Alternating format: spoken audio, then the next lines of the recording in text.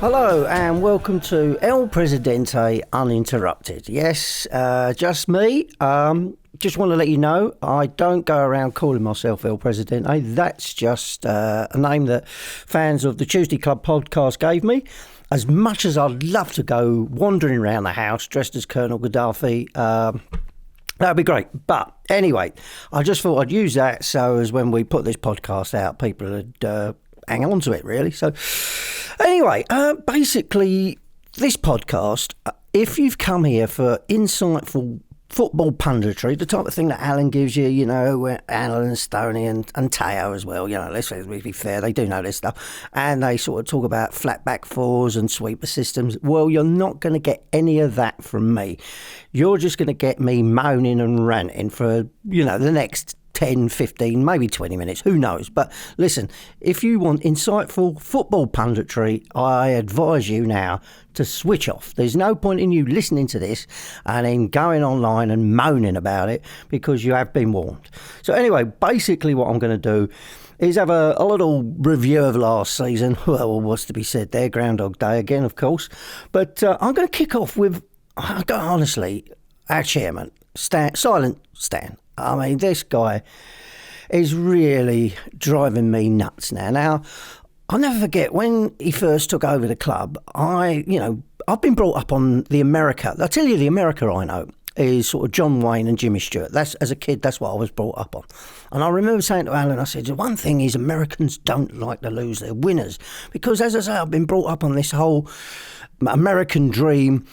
They've got that true grit. I mean, if anyone's ever seen the film The Alamo, I mean, you had 175 brave Texans fighting to keep, Texas free of Mexicans. Didn't actually work out for them, but, they were surrounded and, they had tremendous odds and they stuck it out. And if you've ever seen the film, there's a lovely scene where Jocko, his wife's blind, and, they didn't have Braille back then, so it was pretty tough. And, the Mexicans, fair play to them.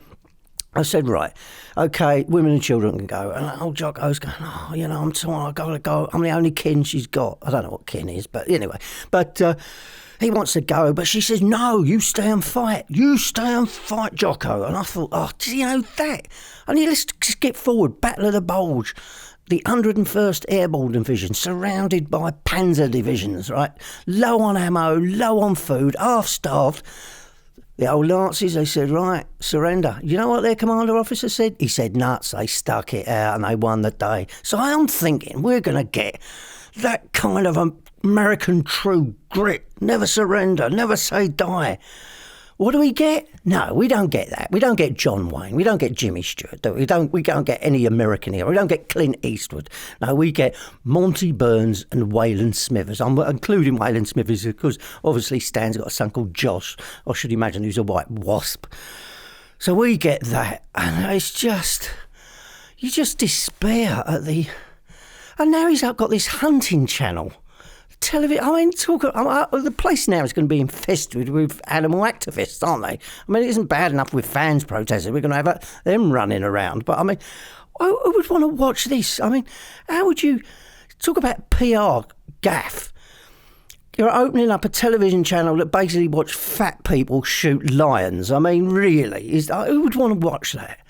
I mean, and he's got this ranch. He's got this massive ranch because all sort of billionaires and Republican politicians, they like to play cowboys. They sit on a horse, get some poor sod to go and lasso a cow for them because they're probably too useless to do it themselves. But, I mean, imagine this worst case scenario, and this could happen.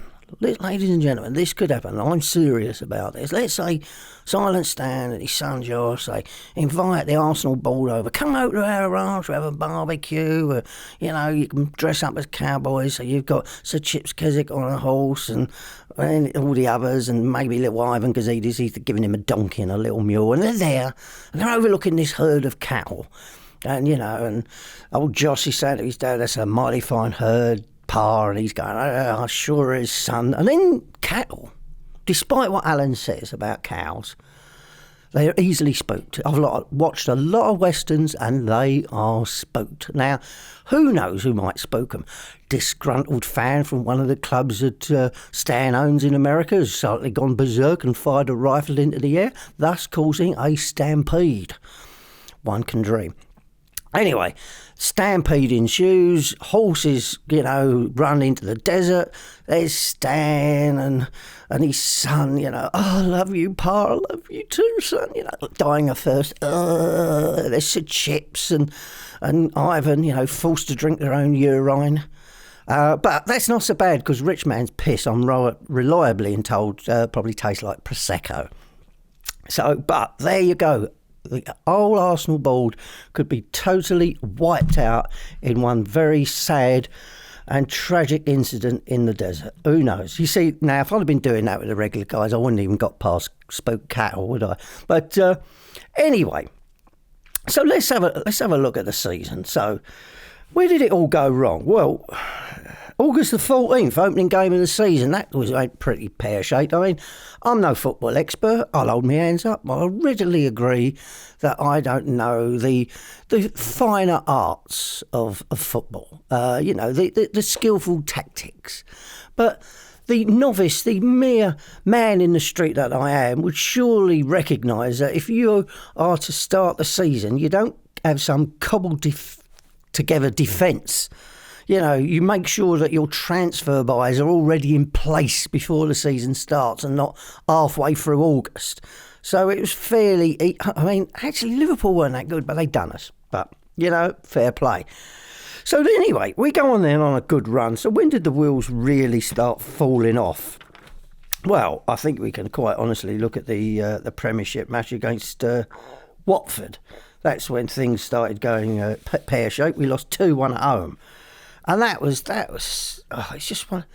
Oh, there was a guy I speak to down there. I said, I don't fancy this match. And he said, oh, yeah, don't worry. No. He said, we'll do them. And as soon as somebody says, oh, we'll do them, I know immediately that we're going to lose that game. I mean, it's just, I said to him, when I said, I think Leicester City can win the league. And he goes, no, they'll never win the league. Of course they duly did, didn't they, But that's when things started going, decidedly pear-shaped. And then, of course, we played Chelsea, and the manner of that defeat was just abysmal. I went to this pub. The pub I normally go to has been infested with Spurs fans. Used to be a sort of a watering hole where fans from most London clubs could go and watch a game of football on the TV in a civilised, respectful atmosphere. But since that mob have taken over, you can imagine it's not friendly anymore. So I found this other pub, which was equally seedy, but in a nice, pleasant kind of way. It's one of the few pubs in Walthamstow that hasn't been gentrified, so it's quite nice. And there was colourful characters there, which I will get back to later. But it's nice, and so I was sitting there watching the game, and the manner of defeat was actually totally useless. I mean, it's the fact that they just seem to just give up, and then as I say, and then we got the Bayern Munich disaster. Now, once again, I was in this pub, so I'm not going back there again because the track record is not exactly good now. Been there twice, watched 2 games. But I went along there with mate of mine, Simon, Ian, and if any of people from the Tuesday Club who, regularly listen to this, guy called Sean. Very interesting guy, purveyor of herbs and spices occasionally, and generally, nice chap.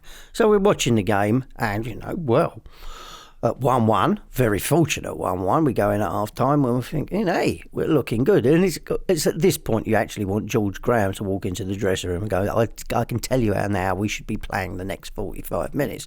Consequently, we don't, and we get spanked.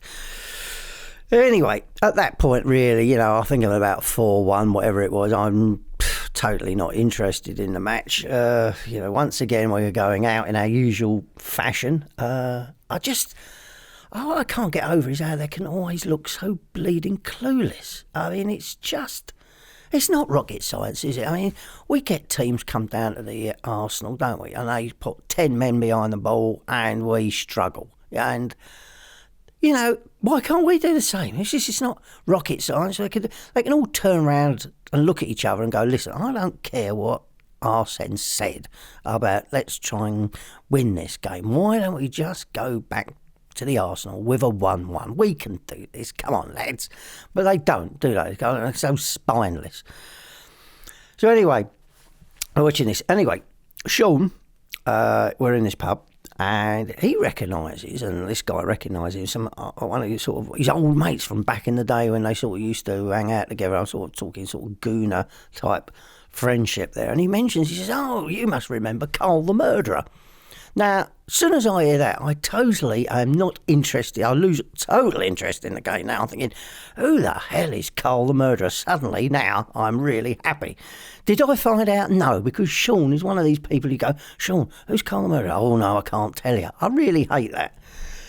Anyway, as I say, we get done by Bayern Munich, and then we took on the mighty Sutton United, so we done them, and then... Oh, God, we jumped forward to March the 4th here. Then we played Liverpool away.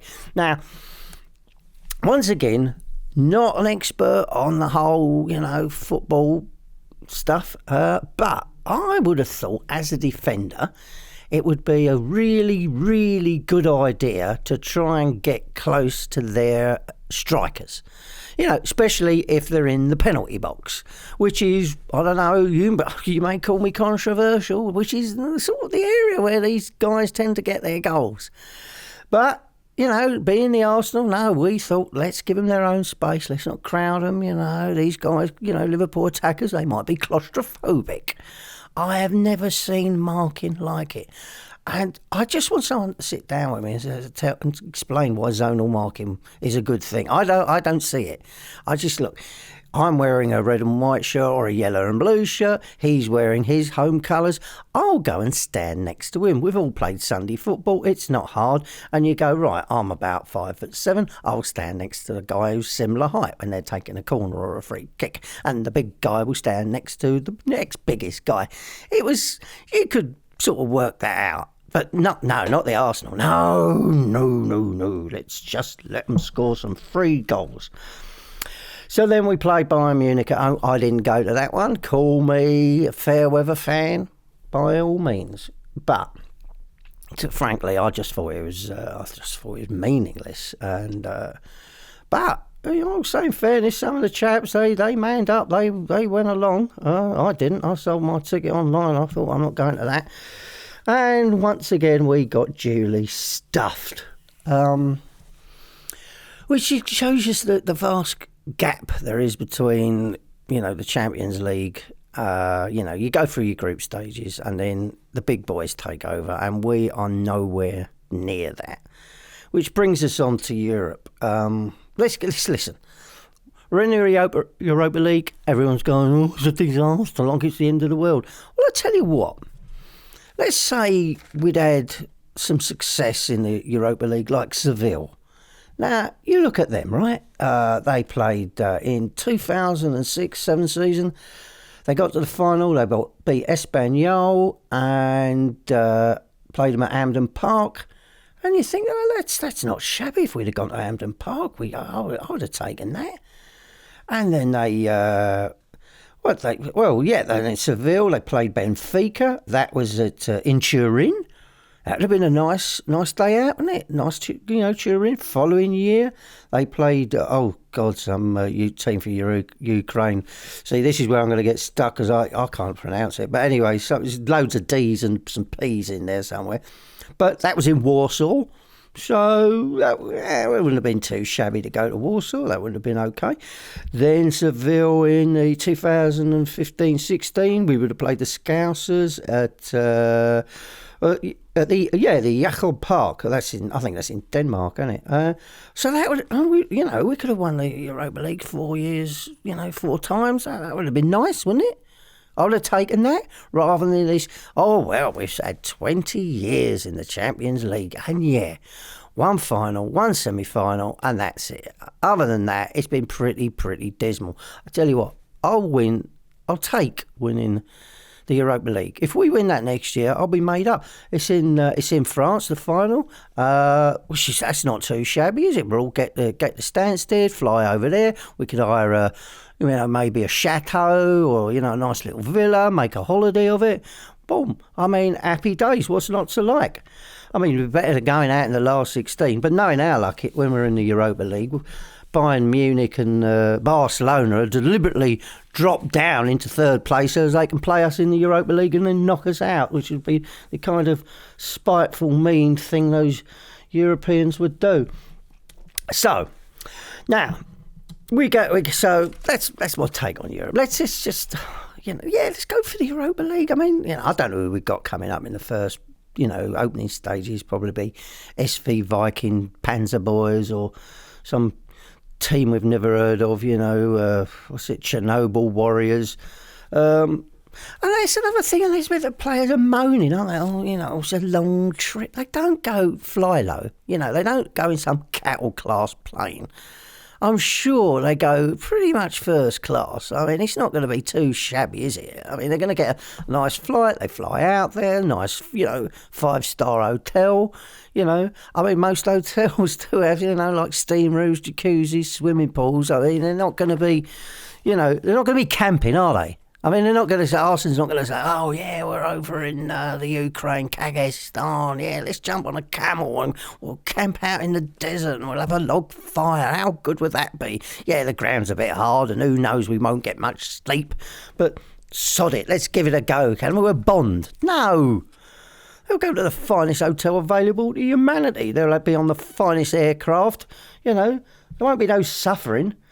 But, let's have a quick shout out the women's England women's team. I thought they were bloody good. I mean, I know they got beat by the Netherlands, but I'll say fair play. I watched them against France, and I was really into it. There was a number 23, Kirby, her name was, reminded me of Geordie Armstrong. I thought it was just fantastic. And I'll tell you what with the women, when they get knocked down, they don't get tapped on the ankle, get up and start rubbing their head to see if they've got a head cut and they're bleeding. When they rub, when men football, I say men, they rub their head with their fingers and their hand and they look at their hand to see if there's any blood on it, despite the fact they've only been tapped on the ankle by, the merest of grazes.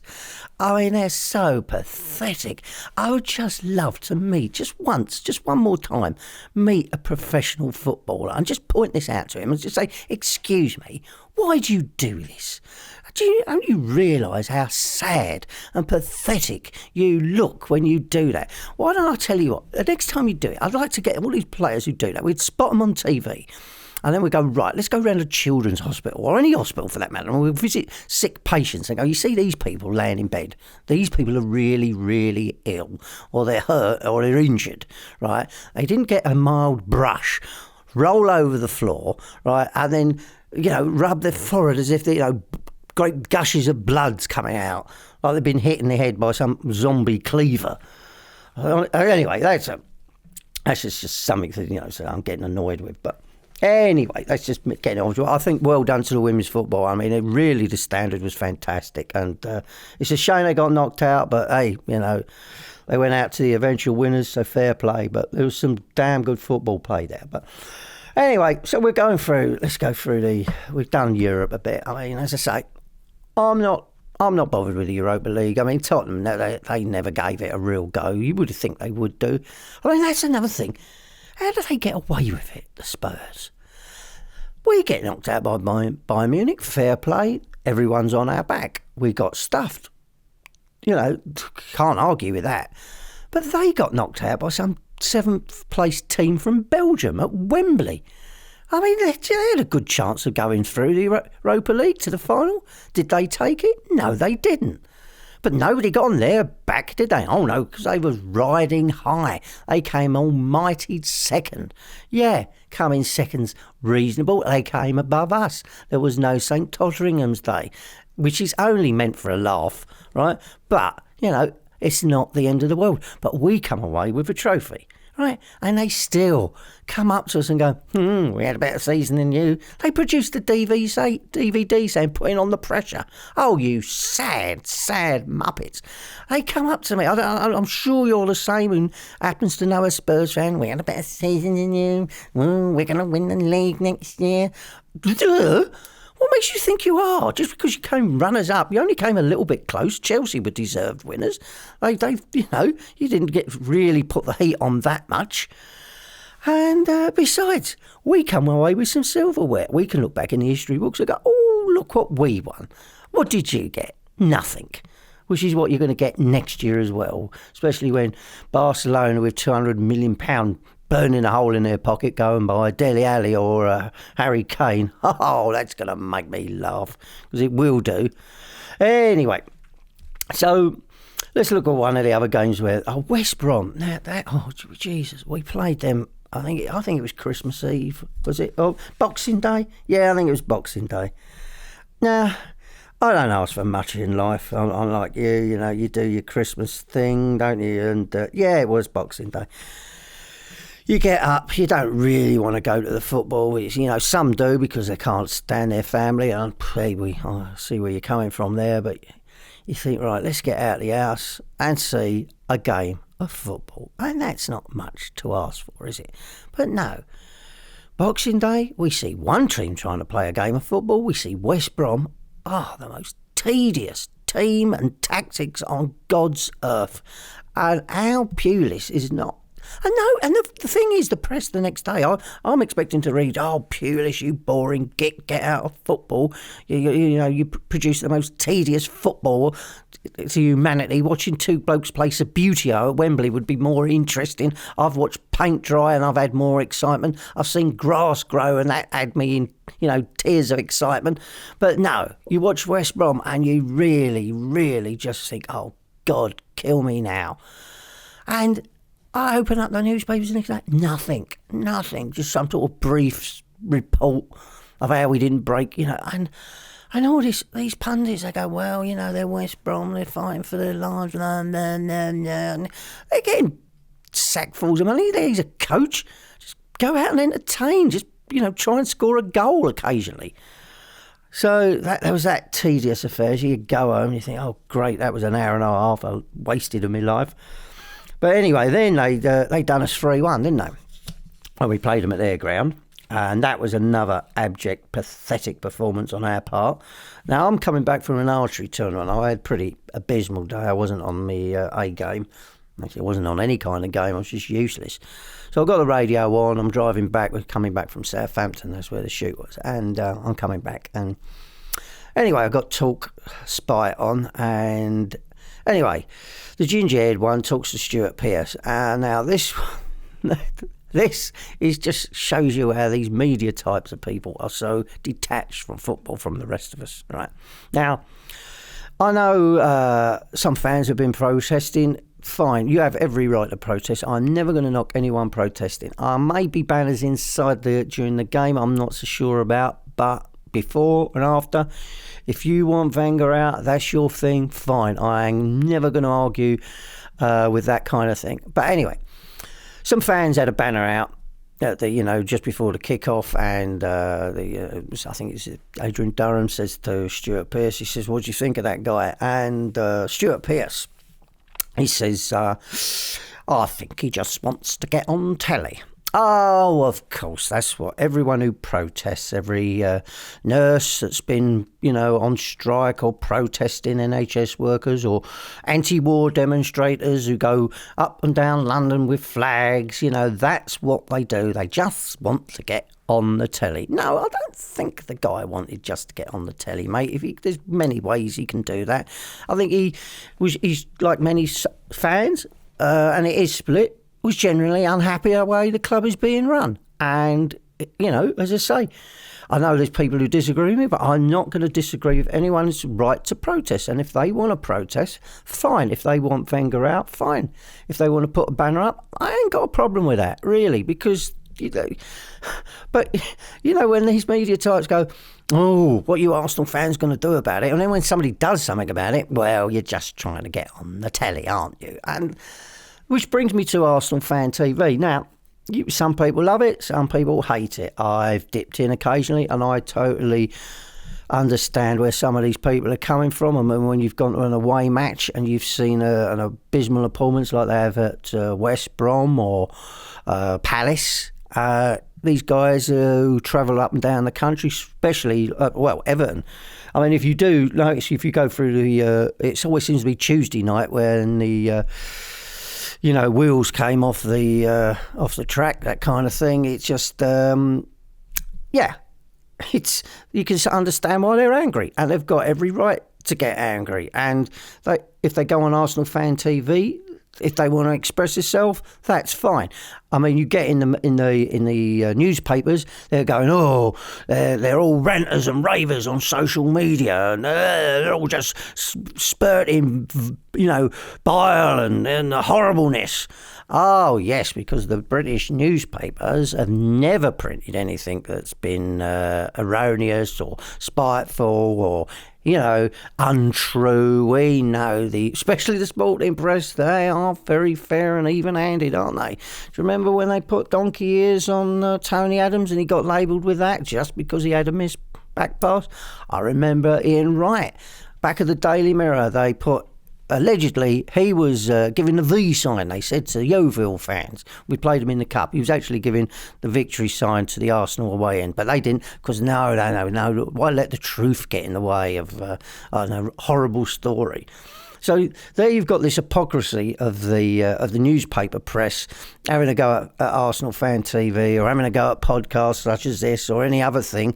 And it's, we know why, because you're scared, because people are not reading the newspapers anymore and they're not buying the crap that's coming out of your, newspapers or where. I mean, we're just not listening to you. We know you're just media whores. You're sucking up to the club. You're sucking up to the players. And none of you have ever bought a bleeding ticket in your life. So why should we listen to you? And I know a lot of these guys who go on there, they're not the most articulate people in the world. But as I say, I ain't going to say, no, you shouldn't be saying that. You don't have to watch it. You don't have to. We know the people. I mean, I would like to put an electric collar around the guy who keeps saying fam and blood. I mean, I'm sure he's a very articulate man, and now I've said this, he'll probably get a contract with Sky or a record deal and earn £300,000. But, that's the only time that annoys me, because I get Spurs, people who I know support Spurs, put it on my Facebook page. Look at him, see how many times he can say fam and blood. I think, a little electric collar around his neck, and every time he says it, I press a button, I think he would get out the habit, because, occasionally he can speak. And you got Ty and Claude, which is sort of a down market version of me and Teo, really. I'm more handsome, that's a given, isn't it? But Claude, he wears his heart on his sleeve, and God love him, man. He goes up and down the country, and I can see where he's coming from. I do worry for him, though. I do sometimes think, this guy's going to have an heart attack, because he goes, Wenger. He always repeats himself a couple of times. Just why don't you? I just think, God, just give the man some Valium, But Arsenal Fan TV has been very successful, and the guy who runs it puts in a lot of man hours, so fair play to him. My only sort of concern is that sometimes when fans are getting angry, it'd be better, instead of them all rushing to him, it might be better if they were outside where the directors are and sort of start shouting at them. That would be nice. But they all tend to go there. And of course, obviously, you do get the idiots who do all that mooning. They're behind the camera pulling silly faces. But hey, they have the right. So, anyway, so we played Palace. And then we drew 3-3 with Bournemouth, which, 3-0 down. I know we got 3 goals, but I mean, that's just so, There's the run. Look at it. You got Everton away, Tuesday night, lost 2-1, despite being a goal up. Manchester City away, goal up, go behind again.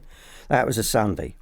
West Brom, no, we won that. That was the one we won. I mean, but it's Tuesday nights. I mean, at least with this new signing, the guy who got the equaliser, I don't expect me to say Kazak, Kausnak or whatever his name. He looked like a fella who could play a game on a wet Tuesday night. I like the cut of his jib, actually. He looks like he could punch a few people. I mean, they say we need leaders. I quite like the look of him. But anyway, so I shouldn't keep saying that. Anyway, but it's just something. It's the way I talk. But so the cup, that was good. That was good. That was a good day. Now, run through. All right. First leg, we played Preston, 1-0 down, and you think, oh, turning on the radio, that doesn't look good, but we pulled that one out of the hat. Then we played it, I think, with Southampton away. You think, that's tricky. They made the League Cup final, and they were unlucky to lose that. But we got a result there. Then we had basically 2 byes with Sutton and Lincoln. Mind you, I was a bit worried. I think if we'd have got Lincoln away, that would have been tricky, because I see them play Ipswich, and that place was rocking. And they played a really good game of football. But luckily we got them at home. So that was nice. And then we got Manchester City, which I must admit I didn't go to, because at this point despondency had set in. And I thought, we are going to get stuffed big time. This is just... I couldn't see a victory there. I didn't watch it on the TV. I didn't have the radio on. I was out somewhere. I didn't want to know. I thought, right, I'm going to wait till the game's over. Put the radio on, see how it is, and then bang, happy days. So, went through the usual rigmarole to get tickets. Quite a few. I must hold my hands up, and I said to the guys via, emails. I said, as I didn't go to the semi-final, I don't see why I should have a ticket. I'm prepared to fall on my sword. Alan, who knows me too well, see through that seedy and rather weak excuse of mine. And he said, don't believe a word he says. He will get a ticket out of your cold dead hands if he had to. So anyway, we got a ticket and we met up at our usual place. We went and had a nice meal, and I got to say, none of us was feeling chirpy. I mean, I think Ian Stoney came up with the best thing. He said, well, you don't know though. I said, well, we should have a T-shirt made up. You don't know. And we said, well, Spina in goal, and then Mertzacker, he's only played 1 game, and then you just think, oh, jeez. Well, he hadn't played any games, had he? This was his first game back, and he's just thinking, this is not going to go well. And I said, listen, if we lose 1-0, fair play, and who knows, maybe extra time, could be penalties. Maybe that's our way out. I did say, though, I said, listen, it could be if... Our best hope is that Chelsea had been on the lash since winning the Premier League and gone into every nightclub and bar down the King's Road. Thankfully, they had. We turned up with our A game. I've never seen us play a final that well. We were just... all right, yeah, we did play basketball to get the first goal in, that was weird. I've never celebrated a goal like that. That was really odd, because I could see the flag go up. I thought, oh, he's given offside. And then it was like 1966, wasn't it? The referee goes over to the linesman, and we're all waiting. And 9 times out of 10, we all know that he agrees with the lineman. He never overrules the line, do they? Or the assistant referee, right? They don't do that. But he did. So there was like this double celebration. It was totally bizarre. And then, as you know, then they get their black guy sent off, and we're thinking, great, happy days. We're still on top. Chelsea's still looking dangerous, but we're on, and you're thinking, great. And we all right, we're in the post, and, you're thinking, okay, but we're still looking good. Ozil was playing out of his skin, makes a change, and great, happy days. And then they get the equaliser, and I'll go, oh, that's it, right, typical, isn't it? Oh, yeah, you can see what's going to happen now. Going to go to extra time. They'll win this on penalty. Oh, we got the winning goal. I tell you what, at the end, I really lost it. I was just, because I'd had my van stolen. Van and tools stolen again. Got the van back, not the tools. They even stole a spare wheel. Jesus Christ. So I was a bit down in the dumps. I really, really needed that win. Guys. Listen, I dare say there's a few of you've had hard times, something's happened to you. All right, I'm not exactly living in a refugee camp somewhere, am I? But, you still don't need a kick in the nuts like that, do you, in your life? So yes, I needed that win, and we got it. And what cheered me up is a mate of mine who's a Chelsea fan. He said to me, "Oh, I'm not going to wear my Chelsea shirt," but he did. And every time he wears that, they lose. And apparently, his wife was telling me he really had the ump. He turned the TV off after 5 minutes when we got the first goal. I went, "Yeah, but that was only after 5 minutes." And then, so he's not watching the game. He's turned the TV off. Right? He's walking around complete with the ump. And she's looking on her iPad and she says, Chelsea have equalised. So, great, he's jumping about. He's put the TV back on, and by the time he's put the TV back on, we'd got the winning goal. So he really did have the ump, which, he's my friend. I could not help but really, really laugh.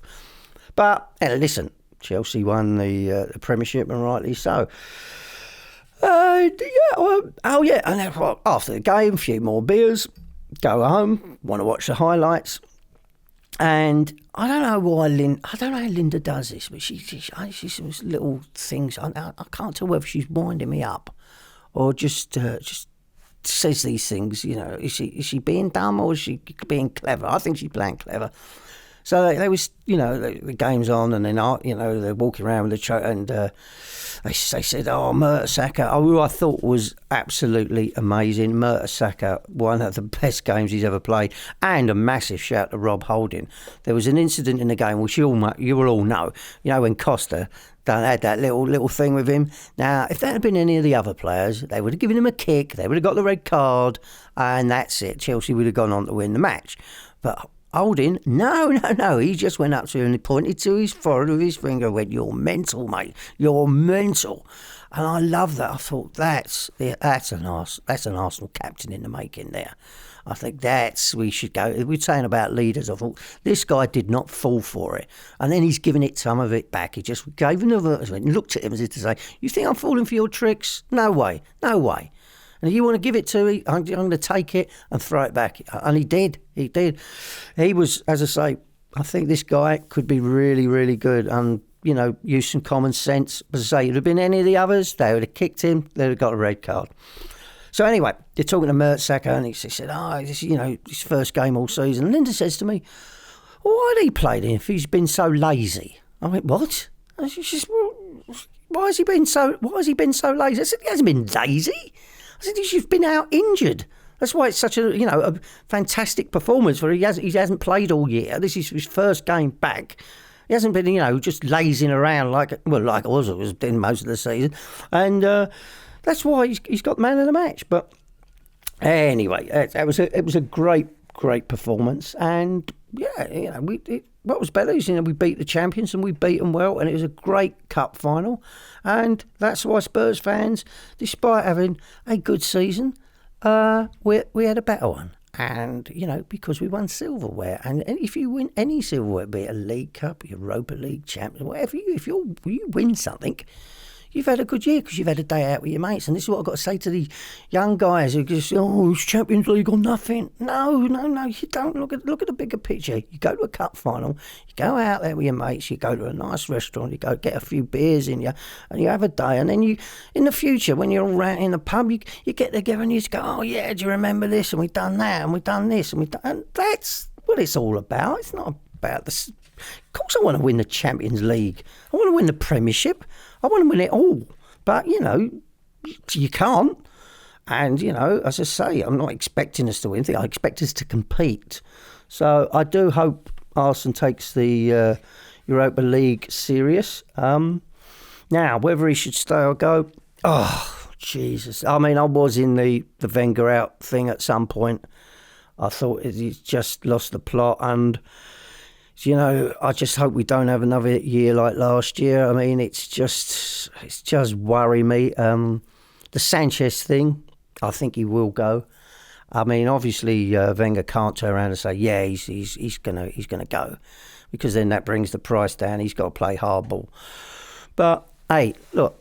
As much as I love the man, Sanchez, if he wants to go and he wants more money, I don't buy into this. I want to play Champions League football. It isn't. You give them... Listen, all footballers will know where their heart is. It's in their paycheck, right? That's the end of the day. There's very few footballers around. If we say to Sanchez, "Right, we'll give you £700,000 a week," boom, he'd sign that contract tomorrow, right? It's not about Champions League football. It's just about money. And sadly, that's how it is. I hope we do buy a few more players. I still think we're short of a couple. I don't want to spend in 200 million like PSG. I mean, that's just whatever happened to financial fair play. I mean, PSG, that's Qatar money. I mean, that's just a couple of days. Well, probably not even a couple of days oil production, is it? Probably like 4 hours oil production. There's 200 million pound there already. So we can't compete with that. And I certainly would not be. Even if I was chairman, I wouldn't be going, right, we're going to spend, 150 million on him or whatever it is. I think you do have to be careful because one day the bubble will burst. But I think there still are bargains out there to be had. And if you're a good manager, you can coach them. Surely that's what it's all about. Anyway, we won the Community Shield. That was good. I quite like the new penalty system thing. I think that works. They were saying on the radio, they said some of the Chelsea players look confused by it. I mean, Jesus Christ, you can't make this up, can you? It's not too hard, is it? Just work it out. But, it looked okay. I thought we put in a very good performance. And as the new signing, good header, looks a very solid guy. I think on a Tuesday night, he'll man up. It's whether the others are. I hope we don't sell Giroud. I know there's people who don't like him, but I think we're going to need guys like him in games. Lacazette, he does look very good. And I hope we keep Welbeck too, because, we know, I mean, how many times we started the season with 5 or 6 players injured. So we know we're going to need our strikers. I do feel sorry for, briefly, Lucas Perez, though. I've got to say, that poor Sev, what does he have to do? I mean, he got 3 goals against Basel. We never see him again. I mean, surely, to get a guy's confidence up, you think, he scored 3 goals. You're in the team Saturday, son. You go on, do it again. And this is where I scratch my head with Arsene sometimes. He does these weird things, and that whole will he sign his contract? Will he not? That didn't work. I mean, he's holding his hands up now, but that was all bad. And things do need to be shaken up. They do need to be changed. And listen, there was times down the Arsenal it was getting a bit toxic. I certainly hope we don't have another season like that. I don't want to see Arsenal fans fighting each other. Home and away, that was happening. And I can see why people are getting irate, though. And, as I say, listen, if a guy next to me wants to put up a banner, I ain't got any problems with that. It's freedom of speech. And that's what we should have in this country. Anyway, listen, I hope you enjoyed my ramblings. This is just a one-off. So don't get upset and just go mad over it. There's no need. If you listen to it and you go, you didn't like it, fair play. There's no need to go on social media and just say, I don't want people, howling mob outside my house with burning torches saying, never do another podcast again, because I probably won't. But I just thought I'd give it a go. Just wanted to see where it went. And if you have enjoyed it, that's very nice. If you haven't, well, there you go. Can't please everybody, can you? Stay lucky. Let's hope we have a good season this week. Well, not this week. I mean, let's hope we beat Leicester Friday. And, hey, if I see you down there, all the best. Cheers. Bye.